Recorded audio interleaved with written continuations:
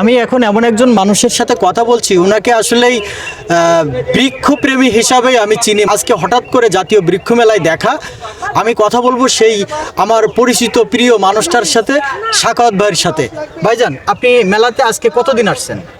মেলা আমি বন্ধ পেলেই আসি, মানে শুক্র শনিবার আসি। আজকেও বন্ধ, আজকেও আসছি। মেলাতে কি পরিমাণ গাছ নিচ্ছেন এবার আপনি? এইবার আমি খুব কম গাছ নিয়েছি, 100-র কাছাকাছি, সামান্য বেশি হবে আর কি। এগুলো কি আপনি শখে নিয়েছেন নাকি এটা আমার আগে থেকে লিস্ট? না, লিস্ট না, মানে এই যে অনেকে তো আমার কাছ থেকে চারা চান, আমি মেলার সময় একটু অপেক্ষা করি যে ভালো চারা আসবে বিভিন্ন জায়গা থেকে। এই চারাগুলো কি আপনি গিফট করেন? গিফটের জন্য, আমার নিজের তো আর না, গিফটের জন্যই নিয়েছি।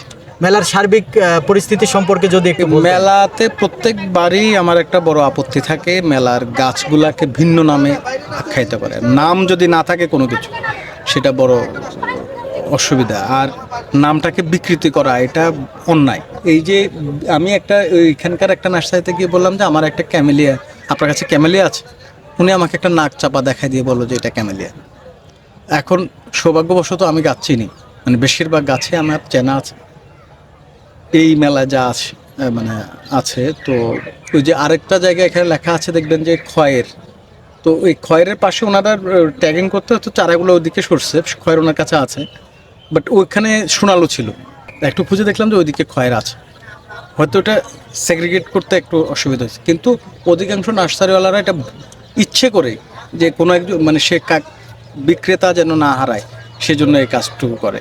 এবং বিদেশি গাছ, অনেক গাছ, এবং সেটা এই ফল গাছ বা ফুল গাছ যেটা আছে, বিদেশি গাছগুলাকে নানান নামে এটাকে ব্র্যান্ডিং করা হচ্ছে। এটা তো এক প্রকার কাস্টমারের সাথে প্রতারণা। একদম প্রতারণা। অনেক কাস্টমার হয়তো একটা ভালো গাছ থেকে, একবার আমি একটা লাল কদমের চারা বলে একটা চারা নিয়েছিলাম, পরে দেখি যে এটা আমি সাধারণ কদম, তো সেটা আমি নিজে প্রতারিত, কারণ ওই লাল কদম তো খুব দুর্লভ, তা এবং সে কদমের মতোই হবে।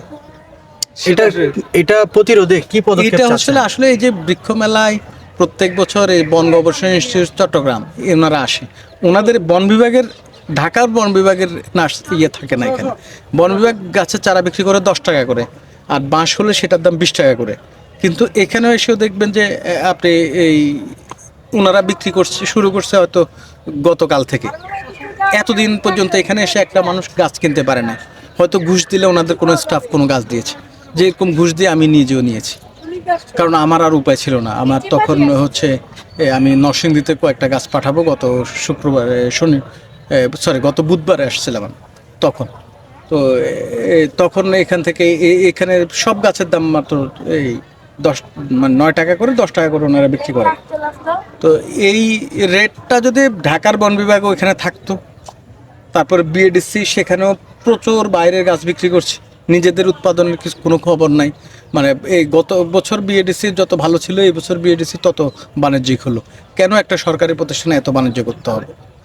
এবং বাণিজ্যিক নার্সারিগুলোও এই কারণে লোকসানের শিকার হয়, কারণ বাণিজ্যিক নার্সারি একজন মানুষ একটা গাছকে 1 বছর ধরে যত্ন করলো, তার একটা অধিকার আছে, সেটা সঠিক গাছটা বেশি দামে বিক্রি করলেও আমি গাছের মূল্য বেশি বলি না, কারণ ওখানে একজন বাণিজ্যিক নার্সারি তার নিজস্ব শ্রম, প্রত্যেক দিন গাছের চারা দেখতে হয়। যিনি নার্সারি করেন তিনি জানেন কত কষ্ট। আমরা কয়েকটা ধরেন আমাদের কাছে প্রায় সবসময় 100, 200, 500 গাছ থাকে, সেগুলো আমরা রক্ষণাবেক্ষণ করতে আমাদের মাথার ঘাম পায়ে পড়ে, কারণ আমরা প্রশিক্ষিত না, আমরা নার্সারি করি না। আমরা হয়তো বৃক্ষরোপণের উদ্দেশ্যে এক জায়গা থেকে এক জায়গায় নিব। একজন বৃক্ষপ্রেমী যখন গাছ কিনতে যান, সবাই তো আর গাছটা চিনে না, জানে না।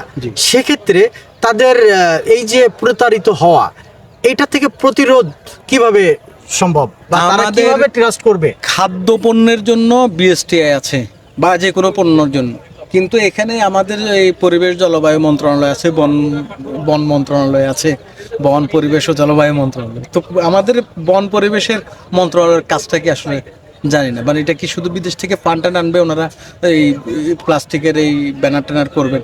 এখানে ওনারা পরিবেশ মন্ত্রণালয়ের এটা একটা দেখেন আপনি, এখানে এই প্লাস্টিক থাকা উচিত ছিল না। একটু দামে আপনি ত্রিপল ব্যবহার করতে সেটা অনেক কিছু ব্যবহার করতে পারতেন আপনি। এই প্লাস্টিক এখন যেটা আমাদের পরিবেশ বান্ধব, সেগুলো ব্যবহার করতে পারতেন, পরে নাই তো। দর্শকের উদ্দেশ্যে, বৃক্ষপ্রেমীদের উদ্দেশ্যে কিছু বলা থাকলে বলেন। আসলে মানে দর্শকের উদ্দেশ্যে একটু দেখে শুনে, দরকার হলে আপনারা মোবাইলে সার্চ দিয়ে দেখবেন যে কোন গাছটা কেমন, এবং গাছের দাম বেশি হলেও সঠিক গাছটা কিনুন।